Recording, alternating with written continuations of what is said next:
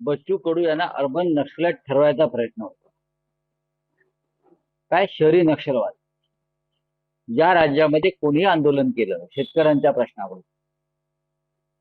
निवडणुकीच्या मुद्द्यावर, मतदार यादीच्या प्रश्नावर, बेरोजगारीच्या प्रश्नावर, शेतकऱ्यांनी त्यांच्या हक्कासाठी काही मागण्या केल्या, तर सगळ्यांना अर्बन नक्षलाईट ठरवायचं आणि ह्याच्यामध्ये माओवादी घुसले असं घोषित करून टाकायचं. आता बच्चू कडू हे एक आंदोलन करत आहे. बच्चू कडू कालपर्यंत तुमच्या बरोबरच होते, मधला एक काही काळ वगळला तर बच्चू कडू आणि देवेंद्र फडणवीस हे गळ्यात गळे घालून फिरतच होते ना. भाजपवाले आणि बच्चू कडू हे गळ्यात गळे घालून फिरत होते.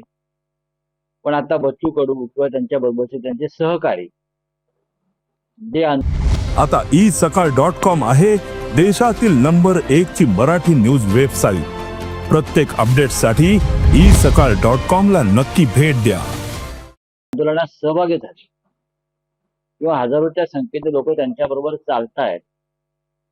हे अर्बन नक्षलाईट झाले. मागण्या काय आहेत? 7/12 कोरा करा. ही मूळ मागणी कोणाची आहे? ही मूळ मागणी उद्धव ठाकरे साहेबांची आहे.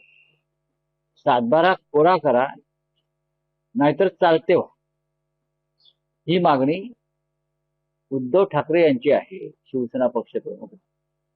आणि त्या मागणीने जर परत जोर धरला असेल तर आंदोलकांना अर्बन नक्षलवादी ठरवणं हे कितपत योग्य आहे? आंदोलन केलं की त्याला अर्बन नक्षलवादी ठरवायचं. मग भ्रष्टाचाराने अर्बन नक्षलवादी का ठरवत नाही तुमच्या मंत्रिमंडळातले? तुमच्या मंत्रिमंडळात जे अनाकोंडा बसल्या सगळे, बरं का, त्या अनाकोंडांना तुम्ही अर्बन नक्षलवादी का ठरवत नाही? आत्ता माझ्यासमोर आता ह्याला पण तुम्ही अर्बन नक्षलवादी ठरवा. नाशिक त्र्यंबकला जो सिंहस्थ कुंभमेळा होतो आहे त्याच्यामध्ये प्रत्येक पावलावर भ्रष्टाचार सुरू आहे. साधारण 15 ते 20 हजार कोटीचं बजेट हे गुजरातच्या ठेकेदारांना वाटून द्यायचे आणि त्या गुजरातच्या ठेकेदारांनी महाराष्ट्रातले मग छोटे मोठे कंत्राटदारांना मेहरबानी हातात कामं द्यायची. हे सध्या गिरीश महाजन आणि देवेंद्र फडणवीस यांचं कार्य सुरू आहे. आणि त्यासाठी माझ्याकडे काल शेतकरी आले. नाशिक त्र्यंबकेश्वर रस्ता जो सिंहस्थाच्या नावाखाली त्याचं रोड वाइंडिंग सुरू करतायत, त्याची गरज नाहीये खरं म्हणजे.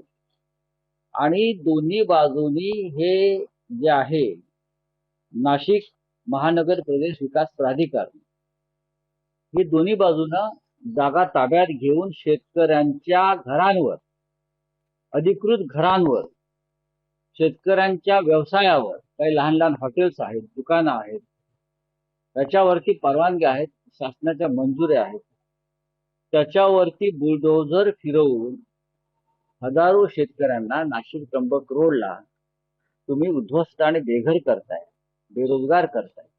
याची गरज नाही. आणि शेतकरी तिथे आता उपोषणाला बसले. गेल्या 8 दिवसापासून शेतकऱ्यांचं उपोषण सुरू आहे. राज्याचे मुख्यमंत्री म्हणतात तर राज्यात सगळं आलबेल आहे, कोणावरती अन्याय होणार नाही. सोलापुरामध्ये उपोषणाला बसले शेतकरी.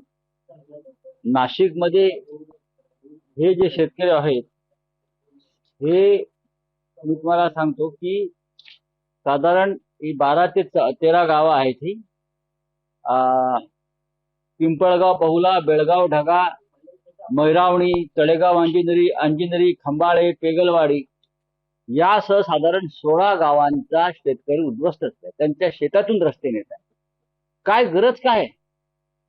सिंहस्थ येईल आणि जाईल, पण तुम्ही आमच्या शेतकऱ्यांचे रस्ते ताब्यात घेऊन तिथे आता उपऱ्यांना तिथे देणार.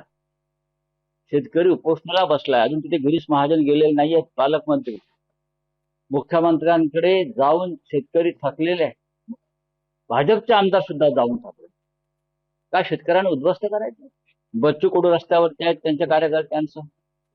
मुंबईत मनोज जरांगे पाटलांनी आंदोलन केलं. इतर समाजाचे लोक आंदोलन करतात. या राज्यामध्ये कमालीची अस्थिरता